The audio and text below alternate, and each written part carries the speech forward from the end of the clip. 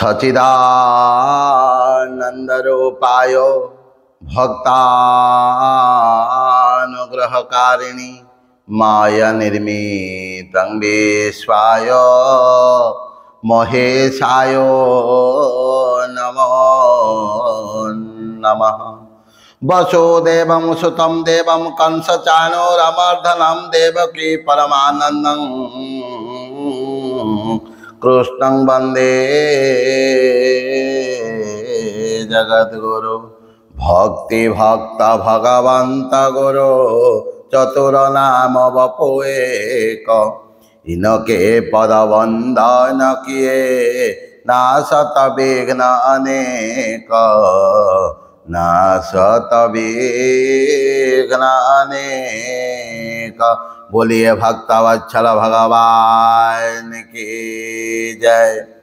परम पावन परम प्रेममय परम कारुणिक लीलामय इच्छामय कृपामय अशरण शरणदायक मुनिमन रंजन दुखी दुख भंजन सर्व घटघटवासी अनाथर नाथ पतितर नाथ जगतर नाथ प्रभु जगन्नाथ श्री चरणारविंदरे सर्वप्रथमे ये सेवकर शतकोटि प्रणाम।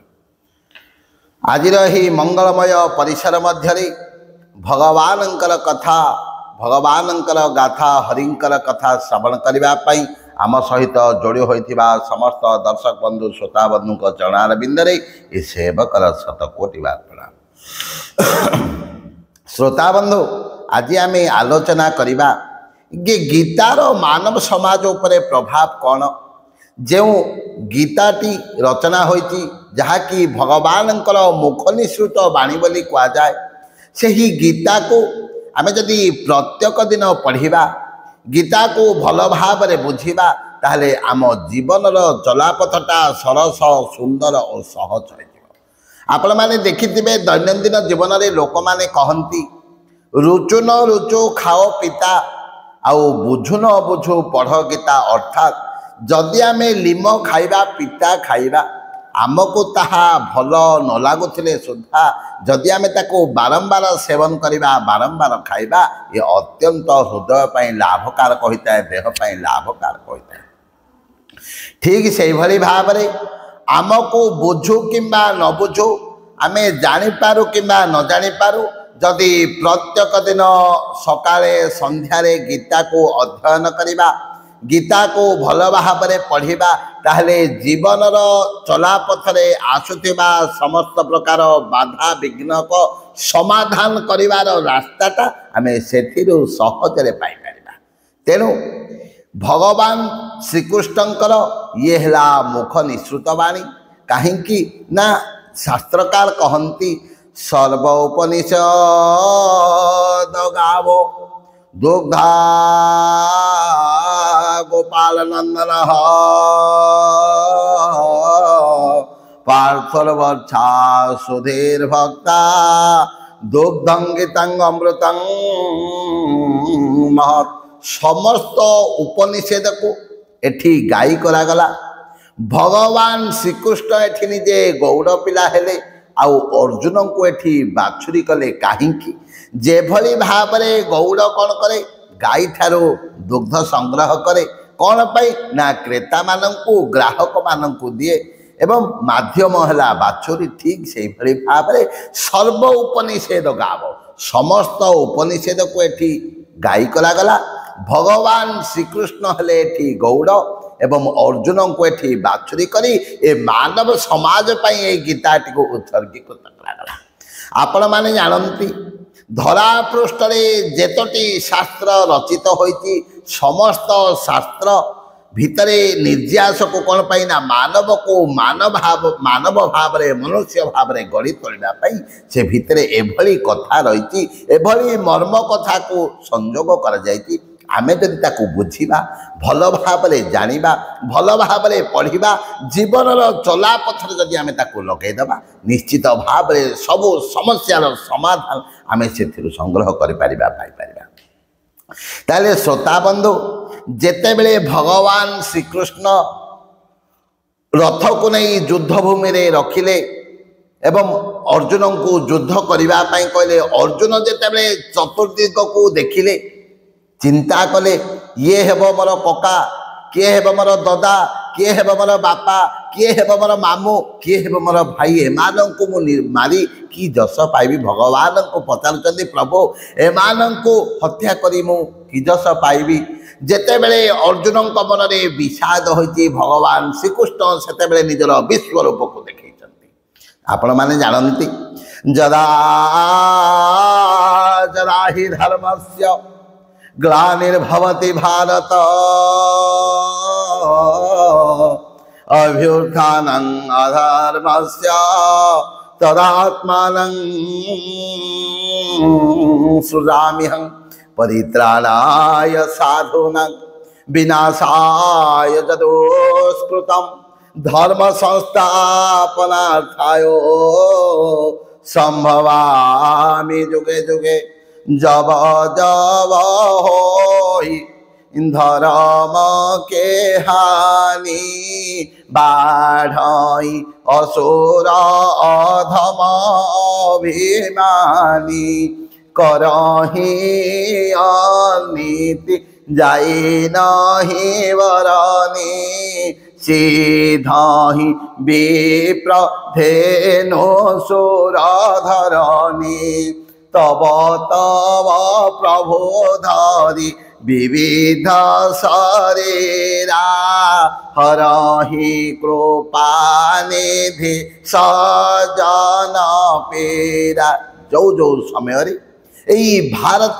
भूखंड रे अन्याय अत्याचार प्रादुर्भाव बढ़ी जाए धर्म उपरे अधर्मर प्रादुर्भाव बढ़ी जाए भगवान कौन करती से समय धरा पृष्ठ मानव शरीर उपरे मानव चित्त लीला को प्रकट करते कहीं धर्म उपरे अधर्मर प्रादुर्भाव बढ़ीगले धर्म को संस्थापन करने साधु सन्थ मान को निजर आजानुलंबित बायु छाया तले आश्रय देवाई भगवान धरा पृष्ठ अवतीर्ण हुअन्ति तेणु श्रोता बंधु जेते बेले अर्जुन मन में विषाद है जे युद्ध करी किजस पाइबी भगवान निजर स्वरूप को देखईदेले एवं फलस्वरूप मानव समाज पाई अर्जुन माध्यम गीता को भगवान रचना कले गीता को उपस्थापन कले द्वितीयतः जेते बेले परीक्षित महाराज मन में विषाद है भागवत ग्रंथर रचना है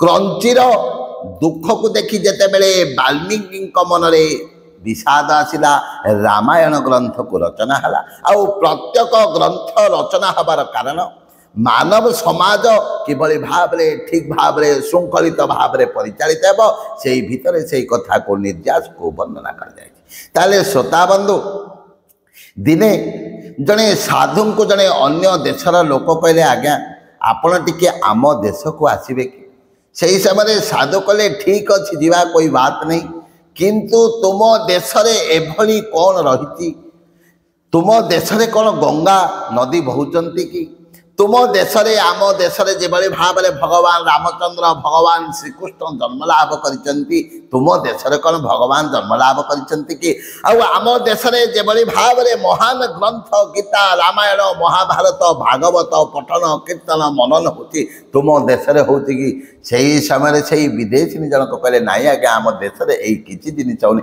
ताहले मु कहीं जीवी एभली भारतर पवित्र भूमि छाड़ी मु तुम देश को द्वितीयतः दिनकर कथा गोटे जगार अन्य देश में आलोचना चली थाए विभिन्न धर्मावलंबी लोक माने एकत्रित होती सेठारे जड़े साधु था सेठी कौन कर ना आमर महान ग्रंथ गीता को तले रखा जाइतिला एवं ता उपरे कुरान बाइबल इत्यादि ग्रंथ मान थिला सेते बेले जड़े पचारे साधु को हे साधु महात्मा तुम गीता भितर कौन अच्छी देख तुम गीता सबुठारु तले रहा से समय साधु स्मित हस्य बदन कहले ठीक अच्छे आपण कथा को मु 100% भाव मानि नौती जाई कौन कले गीता बहीटी को तलू बाहर करदे जेते बेले गीता बहीटी को तलू बाहर करदे अन्य समस्त ग्रंथ शास्त्र तले पड़गला से समय साधु कहले देख आम गीतार एभली शक्ति अच्छी आम ग्रंथर एभली शक्ति अच्छी ए भारत भूखंड रे हुए पृथ्वी पृष्ठ रे जेते ग्रंथ रचना होती जेते शास्त्र रचना होती मुख्य है आम गीता तेणु बुझु न बुझु पढ़ गीता रुचु न रुचु खाओ पिता बोलिए भक्त वत्सल भगवान की जय। ताले श्रोता बंधु कहिबार अर्थ भगवान श्रीकृष्ण मुख निसृत बाणी यही गीता को व्यासाय विष्णु उपाय व्यास कौन कले रचना कले एवं ताकू लेखिले किए व्यास कहिले एकदंत महाकाय सूर्यकोटि समप्रभ निर्विघ्नं कुरु मे देव सर्वकार्येषु माधव। एकदंत लिखिले एवं व्यास ताकू कहले जेते बेले व्यास कहउचंती एकदंत गणनाथ कहिले हे व्यास तुमे कहिबा समय रे मझिरे अटकिब नाही तुमे कही चलिब एवं मु ताकू लेखि चलिबी। जेते बेले एकदंत शुंढरे लेखनीटी को धरिले प्रथमे मुंडरे टिके लगेदेले काहींकि ना आमे जेते बेले चिंताग्रस्त होते आमे जेते बेले विषादग्रस्त होते जेते बेले कोनसी बाह्य टेंशन भीतर थाउचे आमे मुंडटा को टिके बाड़े देते तेणु सेही भली भाबरे एकदंत कौन कले लेखनीटा को टिके मुंड को छुई देले एवं लेखा आरंभ कले। कौन लेखा आरंभ कले प्रथम लिखिले धृतराष्ट्र उवाच आपण माने देखंतु जेते बेले गीता आरंभ होइछि कौन धृतराष्ट्र उवाच अर्थात राष्ट्रर धृतराष्ट्र समस्ते कहती जे धृतराष्ट्र थिले अंध से प्रकृत रे अंध थिले कि नहीं तो आमे जानिले किंतु से पुत्र मोहरे एभली भावरे अंध हो जाइथिले पुत्र मोह तांकु एभली भावरे बांधी देथिला कौटा करिबा उचित कौटा करिबा अनुचित जानि पारिले नाही। तेनु आमको आज कौन होइछि ना मोर मोर सब कह कहसी अरे मोर मोर सब कह कहसी तू कौन निज नाम के चुप साधन सुनी समुझे के तुलसी जपुराम। आज आमको एभली भावरे कामना वासना माया मोह एभली भावरे ग्रास करिछि एभली भावरे विषय आमको आज ग्रास करिछि प्रकृत रे संसारिक सुखरे आनंद नथिले सुद्धा এই ক্ষণিকানন্দ বিষয়ানন্দ বাসনানন্দ পথরে মনুষ্য বলি বলি সচিদানন্দ শাশ্বতানন্দ আনন্দ কন্দ সেই পরম আনন্দকে মনিষ লাভ করিবা পাই কেবে মধ্য চেষ্টা করনি। আউ গোটিয়ে কথা বড়ে ভাগমা নুসতনো পাওয়া সুরদোলভ সব গ্রন্থন গাওয়া अनेक तपस्या देह विष्णुरे करई मत्य मंडल रे से हो नर जन्म पाई। अनेक तपस्यार फलस्वरूप आज मनीष को यही दुर्लभ मानव शरीर मिली कहीं ना निजको उद्धार करने निजको उद्धार मार्ग में आग को नापी ए जो शरीर रूपक सीढ़ी मध्यम ऊर्ध्वगामी हाँपाई किंतु मनीष कौन करुच्ची क्षणिकानंद विषयानंद बासनानंद पछरे मनीष बोली बोली निम्न को निम्न रु निम्नगामी कर दूसरी सबु बेले मो कौन पाइबी मोर कौन लाभ यह चिंता करी भगवान को पाइबार रास्ताटा जो प्रशस्त होइथिला ताको संकीर्ण कर दउची।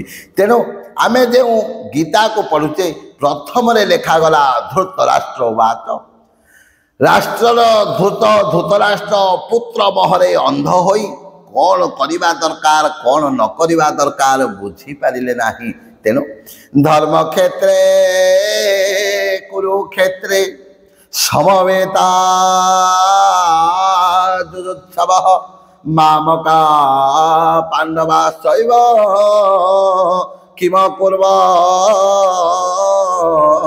संजय मु आपण मानकु केवल तीनटी कथा बुझेबी धर्म क्षेत्रे कुरुक्षेत्रे आमे एतिकी आज आलोचना करिबा ताले श्रोता बंधु धर्म अर्थात कौन शास्त्रकार कहती धर्म अर्थात धर्म देखंतु ये रोटा कौन है सब बेले ऊपर रही है।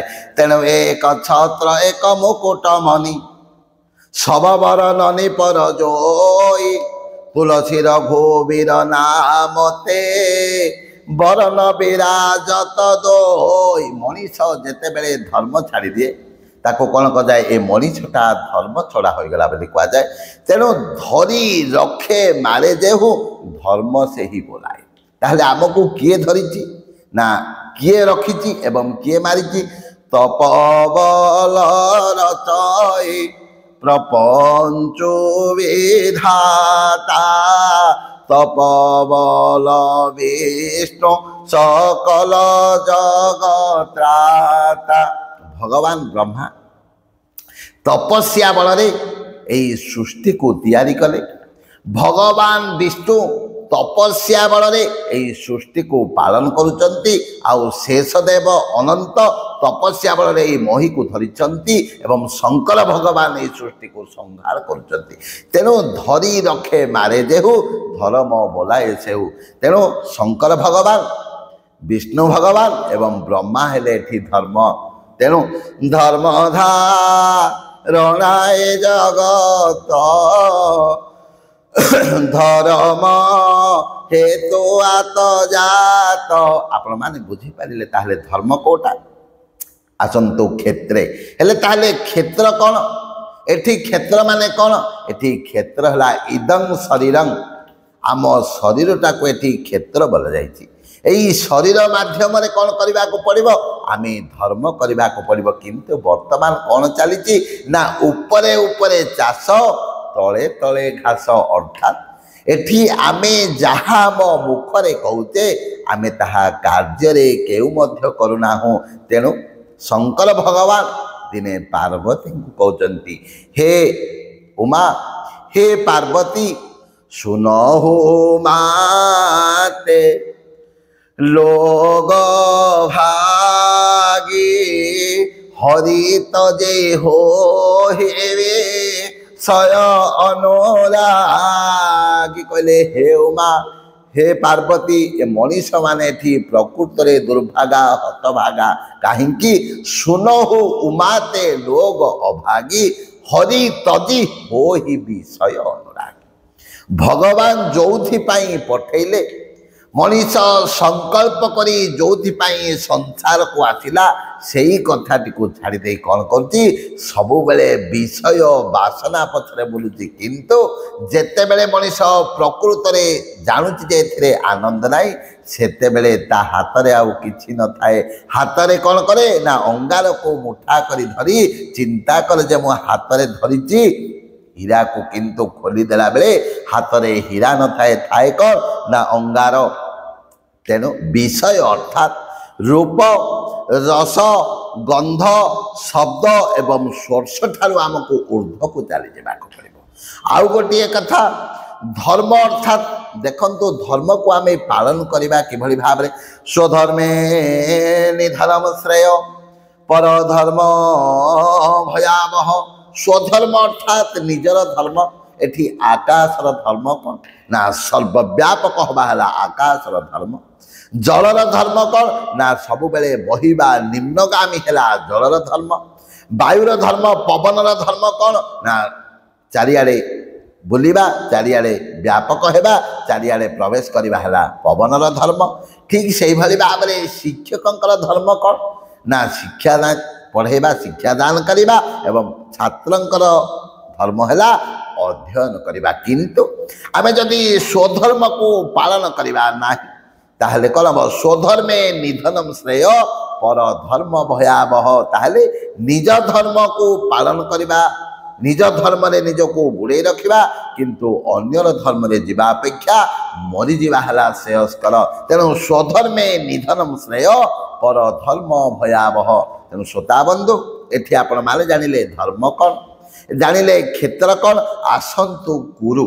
କୁରୁ ଅର୍ଥାତ୍ କରିବା, କରିବା ଅର୍ଥାତ୍ କ୍ରିୟା, କ୍ରିୟା ଅର୍ଥାତ୍ ଭେର୍ବ। ତାହେଲେ ଜନ୍ମଠାରୁ ମୃତ୍ୟୁ ପର୍ଯ୍ୟନ୍ତ ଆମେ ଯାହା କରୁଛେ ତାହାକୁ କ୍ରିୟା କୁହାଯାଏ।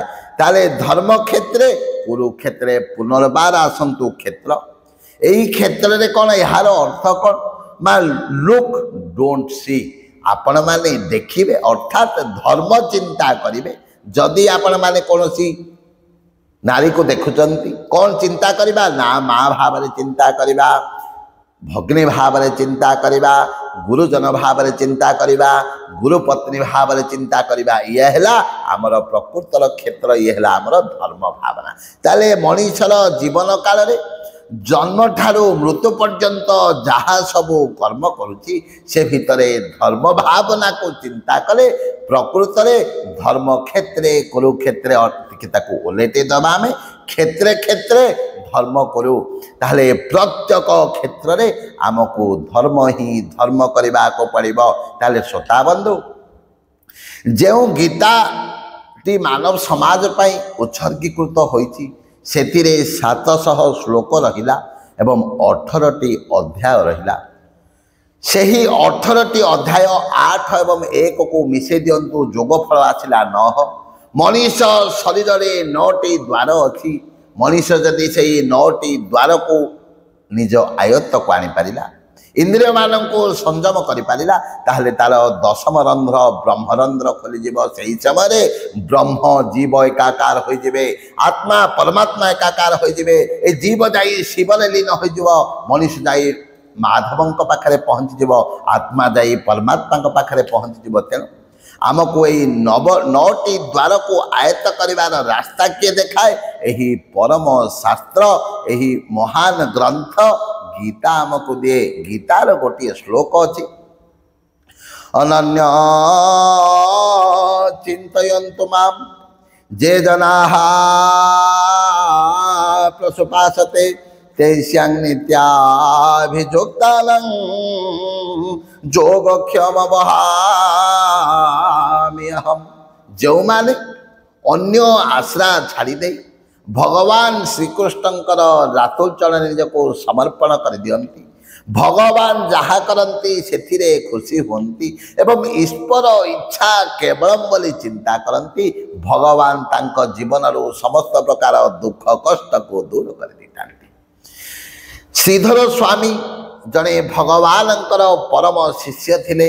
आउ श्रीधर स्वामी प्रत्येक दिन सकाल संध्या पर्यंत तांको काम है प्रत्येक दिन गीता पाठ करिवे, भगवान श्रीकृष्णंकर नाम कीर्तन करिवे एवं भिक्षा मागिवे। जहाँ मिलला से निजर घर को पालन पोषण करिवे। प्रत्येक दिन से भिक्षा मागिबा को जानती एवं जहाँ मिलला से जदि अन्य कौन भिक्षुक तांकु मागिला से भी ताकू देदेवे। दिनकर कथा सब बेले सब कथा समान रहा। दिने श्रीधर स्वामी विलंब हो जाए भिक्षा मागिबा पई जाई नाहंती। तांको पत्नी भी भगवान श्रीकृष्णंकर जड़े परम भक्त थिले।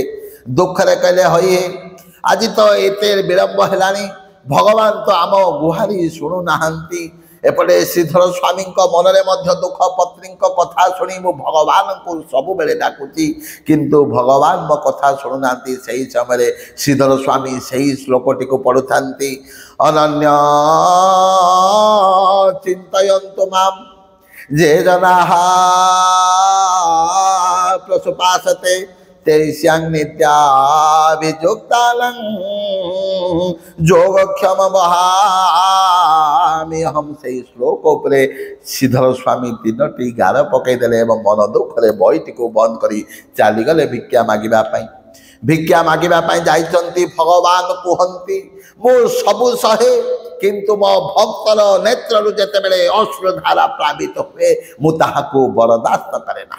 काहेकि आमार जो करियास आमी तार करु सर्वनाश, तार पर जो करियास आमी तार दासानुदास। भगवान कहले मते जे आश्रा करे मु तार सर्वनाश करे, तापरे मध्य मते से जदि डाकिला आशा कला मु तार दासानुदास। आमार जो करियास आमी तार करु सर्वनाश, तार पर जो करियास आमी तार दासानुदास।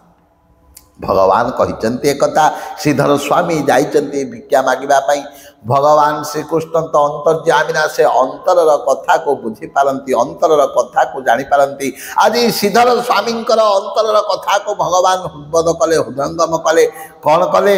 निजे गोटे जहाँ समस्त सुना अलंकार खाଇବା ପିଇବା पदार्थ रखिले एवं गोटे बड़ बस्तानी रे कौन कले भगवान श्रीकृष्ण आसी धीरे धीरे जेते पर्यंत बहुचंती ताको बही बही आसी पहुँची गले श्रीधर स्वामी घरे।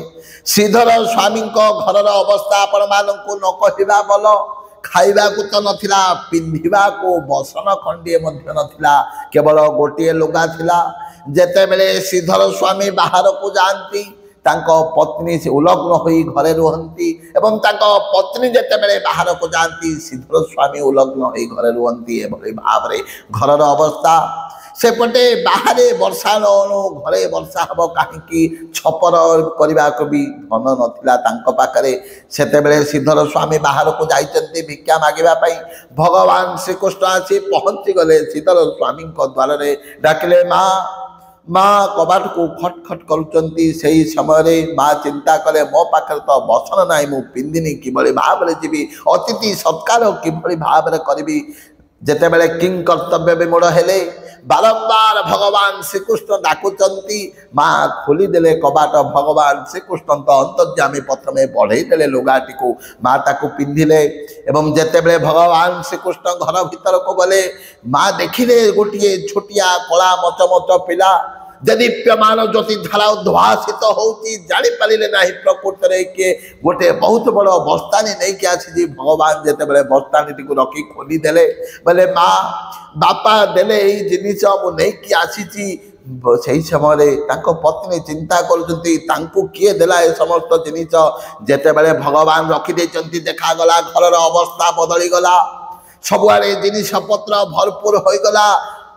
एवं जेते बेले माँ कहते अरे बाप जेहेतु तू आसीचु टिके बसे मु तो पाई किछि खाद्य पदार्थ रोषे करती खाई दे जीवु। सही समय भगवान कहते माँ आज देखुन कौन खाइबी बापा एभली भाव में माड देइचंती मो पछपटे गार कर देइचंती जे मो रक्त सारा बही गलानी घर सारा रक्त।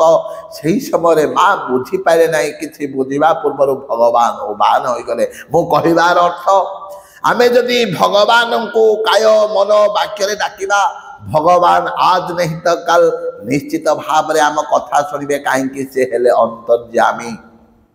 आमे मंदिर को जाऊचे, आमे भगवान दरबार को जाऊचे, कौन कहूचे प्रभु तुमेव माता च पिता तुमेव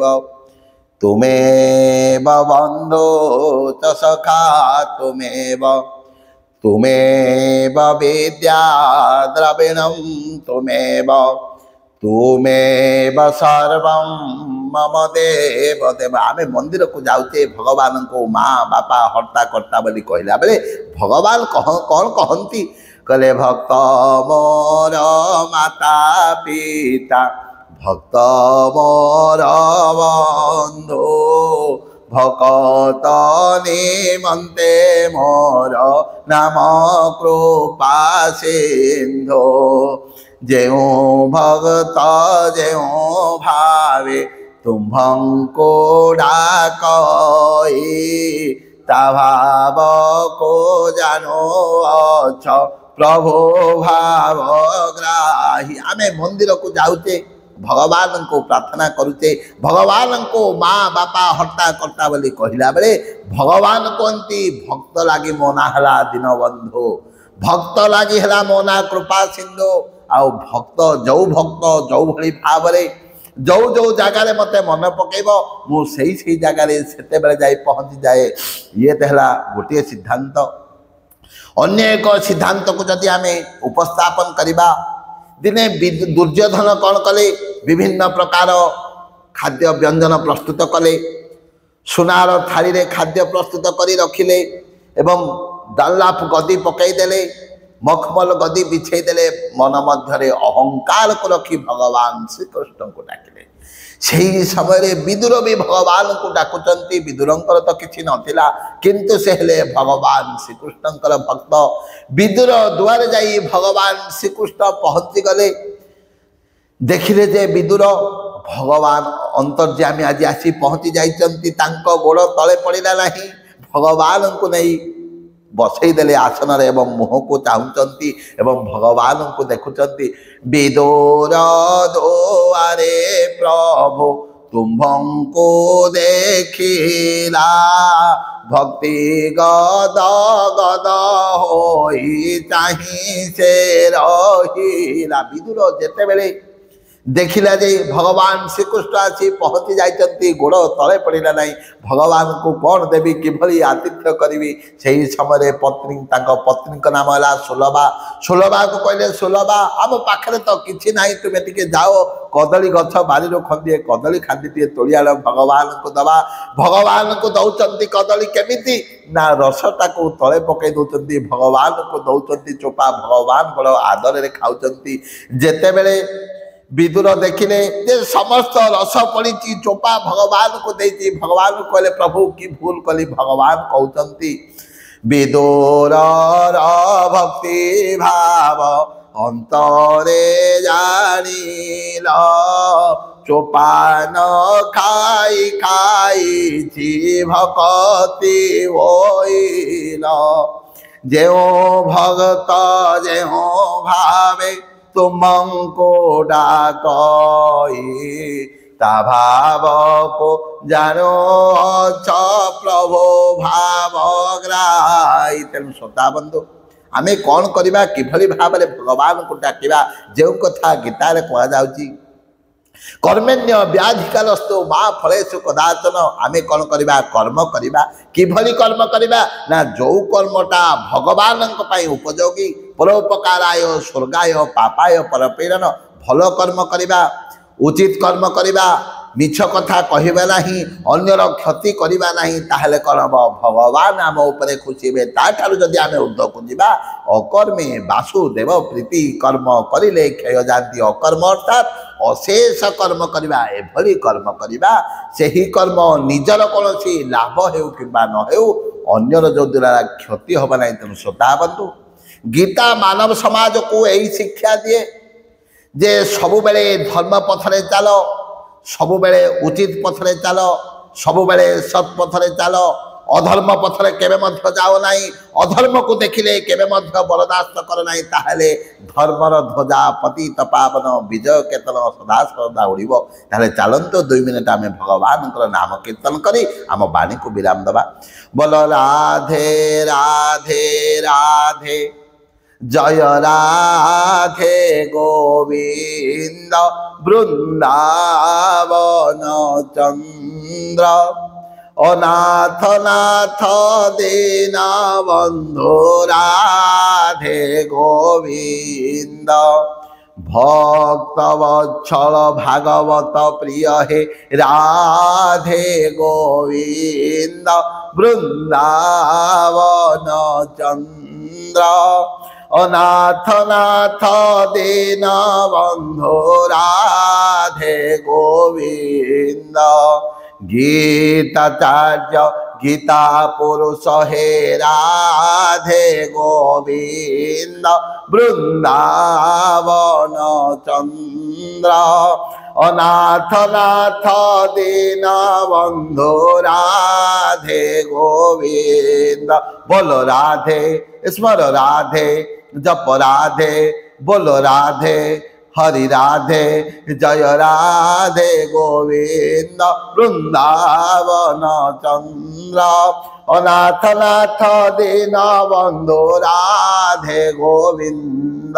बोलिए भक्त वत्सल भगवान की जय, बोलिए कृष्णचंद्र भगवान की जय, बोलिए राधा मैया की जय, बोलिए सद्गुरु भगवान की जय। बोल समस्तंकर मंगल हो आनंदे कबाल, हरि हरि बोल, हरि हरि बोल, हरि हरि बोल। सर्वे भवन्तु सुखिनः, सर्वे सन्तु निरामया, सर्वे भद्राणि पश्यन्तु मा कश्चित् दुःखभाग् भवेत्। हरि ओम शांति शांति शांति। तुमेव माता च पिता, तुमेव बन्धु च सखा, तुमेव विद्या धर्मं, तुमेव सर्वं मम देव देव।